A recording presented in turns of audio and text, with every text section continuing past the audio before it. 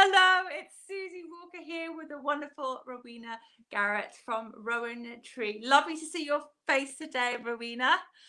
It's I'm up in Northumberland at the moment, and I've just been for a wonderful walk in the woods. I'm far away from my desk, and I had just the most amazing time. And that's why I'm so delighted we're going to be talking about how nature heals us. So tell us a little bit about how should we interact with nature in a way that will have a positive impact on our well-being. that's a broad one to go straight into. So, Of course. well, first of all, hello, and I'm glad you had such a lovely walk. And I guess so. My first question, the answer to that question would be: could you describe really briefly how you felt when you were out walking in the woods this morning? Well, I was trying to do a kind of a mindfulness walk, and I was trying to notice how the nature reflected how I was feeling. So when I was walking in the woods, the river was massively, drowning out. All the banks were like literally busted, and I was like, almost that's how it feels for me. It feels life feels a little bit overwhelming at the moment, but at the same time, really bountiful and abundant at the same time. So I was kind of trying to use nature to kind of signpost to me how I was feeling. I do a thing called street wisdom, which is very urban, where you go and do the streets and you kind of notice and you look for signs and things like that. So I really, really love that. So for you, how can I use nature more to kind of make me feel better about my life? Yeah. Well, thank you for sharing that. I wanted to ask because I think even a short time in nature on a regular basis has a profound effect on our well-being, and that's one of the reasons why I build it into the facilitation, the coaching work that I do. So there's lots of different elements that we could look at here. We can start by thinking about nature as a space that is, as you say, less bombarding of our attention, of our minds that haven't actually evolved for the pace and the volume of information and interaction that we experience on a day-to-day basis in our modern life. And Kaplan started talking about this decades ago. It's called attention restoration therapy. So being in nature as an opportunity for restoration. And for supporting us when we're experiencing fatigue, when we are, particularly mental fatigue. And there are so many elements within this. One little example would be what they call soft fascination. So when we talk about that bombarding, can you hear me okay, by the way? Great. Can I check? Great. Brilliant. So we talked about that high volume and the nature of a lot of the interactions that we have now. When we're out in nature, so much softer, so much easier. It will hold our interest, our fascination. A really good example of this would be a sunset, for example, or a beautiful view. Yeah, our attention's held, our mind is slowing, and we're not thinking about all those million things that might be going round and round. And yet it's a soft fascination. It's that, it's more gentle, it's more in tune with the way that we have evolved. And I imagine that's partly what you experienced this morning, amongst lots of other things. Yeah, so pace then is part of it as well. Yeah, so the fact that we can, it's not necessarily always actually about being really slow when we're out in nature, but it's about getting to a point where we become more in tune with the pace and the need of the energy within our body as much as the energy around us. Shall I speak to that a little bit? Oh, absolutely. I mean, you talk about nature not being a luxury, and it's something to connect with. So if you were going to kind of give an advice about, I mean, you talk about embracing your true nature, don't you? And I mean, I love that idea. Tell us a little bit more about that true nature, and how can we use nature in our everyday lives, literally to check in with ourselves. And what do we do if we live in a city as well? Two questions in one. I love it. Right, let's go. I think if we take that true nature element, first of all, and speak to that, I think that I mean, there's so much within that. If we start with the idea that, you know, we know that we're all products of our socialization, of our upbringing, you know, of our cultural influences, of our socialization.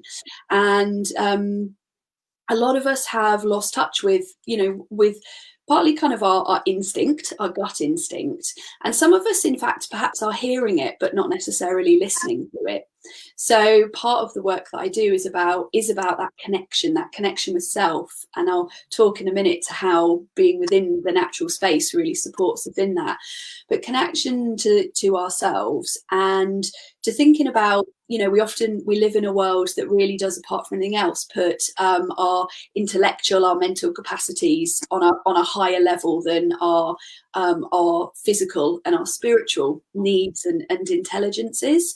And I think part of the work I do, and part of what I think we will benefit from, is bringing those all onto a par, you know, and really honouring and understanding and connecting with those needs.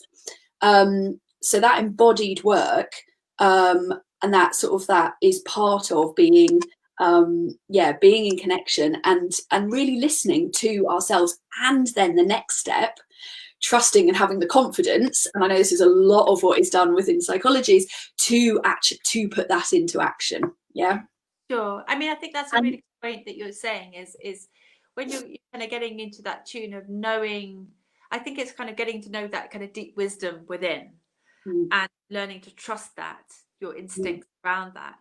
So how is there a kind of a practical exercise we can do to sort of, I know with, for example, when we're doing urban street wisdom, what we do is we kind of tune in first of all before we go on the walk, and then you're looking for signs. What's the equivalent of if we were going to go for a walk in nature or walk in the park, or how do we kind of allow ourselves to tune in to that true nature, so we can tune in to nature, so we can start getting in touch with that wisdom? yeah. Do you know, I think the step before, even before we go out the door, is giving ourselves permission to have that space and that time that is just for this, and understanding that there doesn't necessarily have to be lots of action or goals or anything, you know, within it, and really recognizing the importance of that, and knowing that what will be and we will experience within it will just happen. But when we step into it, I would say think about the landscape you're going into, first of all, if you're fortunate enough to be able to do that. And I will speak to like being in a city. But, you know, if you've got the luxury of being able to decide between, say, a park, or even within a park, do you want to be in an open space? Yeah. So really kind of just feel a little bit into what's feeling good that day. And that's part of it, is kind of connecting to what do I need right now? Yeah. Do I want to be in the big open space element of the park? Do I want to be near the sort of bushes, you know, in a kind of more cocooned way? Do I want to be stood? And if you haven't done this, and a few people on my course that I'm running at the moment feel a bit weird doing it, but then love it, just go and stand with your back against a tree. That would be my absolute number one. Yeah. Stand with your back against the tree. Feel that solidity, that groundedness. And if ever we needed that, you know, aren't we in that kind of time at the moment? Feel that, and just take some time. Close your eyes if you're happy to. Connect with your breath, another really, really important element. Just let that slow. Breathe into your belly. You know, imagine you're breathing as though you're asleep. Yeah. Breathe down into your belly, let that relax, and feel what comes. Feel through your different senses is a really nice thing to do when you're there. So we are very visual animals, human beings, but connecting with, so maybe even leave that to last. So connecting with what you can hear around you, what you can feel, and it might be the texture of something on your fingers, or it might be the breeze on your skin. What can you smell? And through to what you can taste. If you feel safe doing it, you know, maybe try something. Be really careful with foraging, but there's loads of ways to find out. Or even just connecting with whatever the taste is in your mouth. Yeah. And then what can you see? So that as a starting point, if you can take your shoes off and feel that ground there, even better. Yeah, sort of connecting there. Thinking about your balance. So, you know, really kind of planting your feet and feeling that solidity. I think the metaphor of the tree and what we can take from that at the moment is really powerful for us, you know, and connecting with that regularly. If we think about a nice, a strong trunk and really grounded roots, which is what we're all sort of in need of really planting at the moment.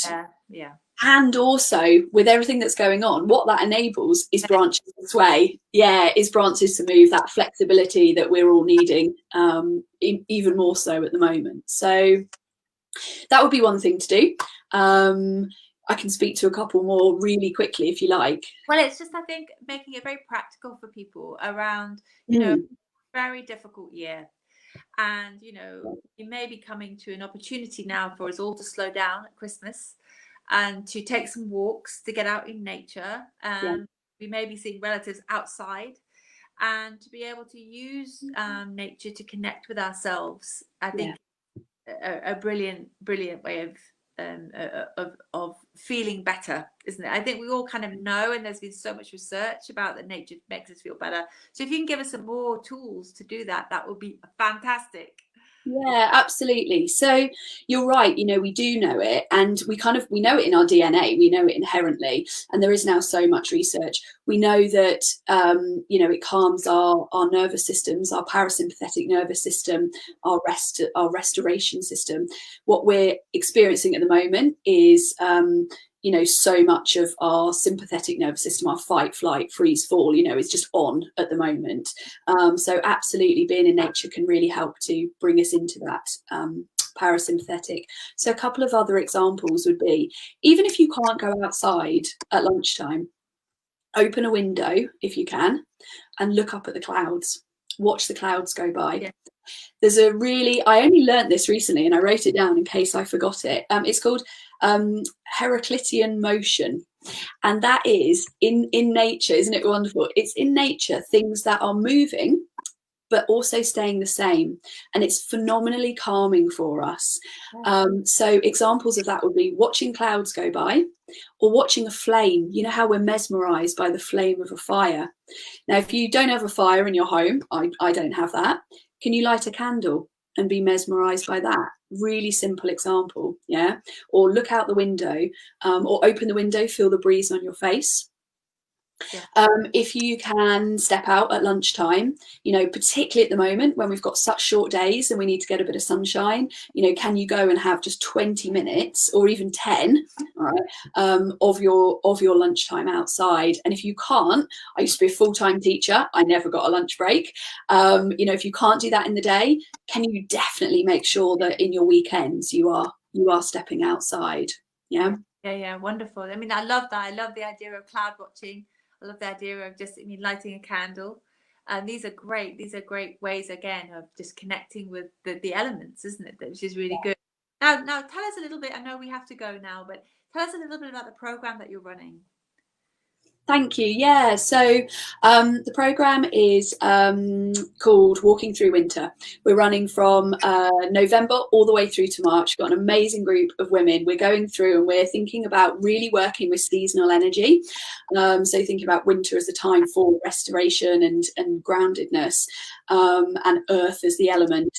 We're meeting on a regular basis and looking at a lot of kind of coaching techniques as well as embodied and nature practice. Now that started and is underway, but what people can do if you want to is to grab the resources that are going to come with that, because a big part of it is, although we meet online, there's always a resource that goes out that furthers the theme and gets people out into nature.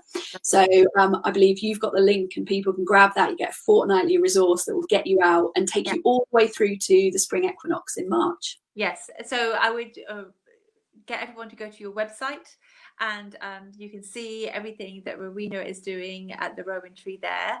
Thank you so much for joining us today. I am really inspired by what you're saying. I mean, it's a bit grey today, but I love the cloud watching idea. Oh, and you know what? You just need warm leggings. Yeah. It's wonderful. It's really, really wonderful. So thank you so much for joining us today, Rowena. And I will speak to you very soon. You can see all of Rowena's work at the website. I think it's above the screen. Lots of love, and I'll speak to you soon. Bye. Bye-bye. Bye.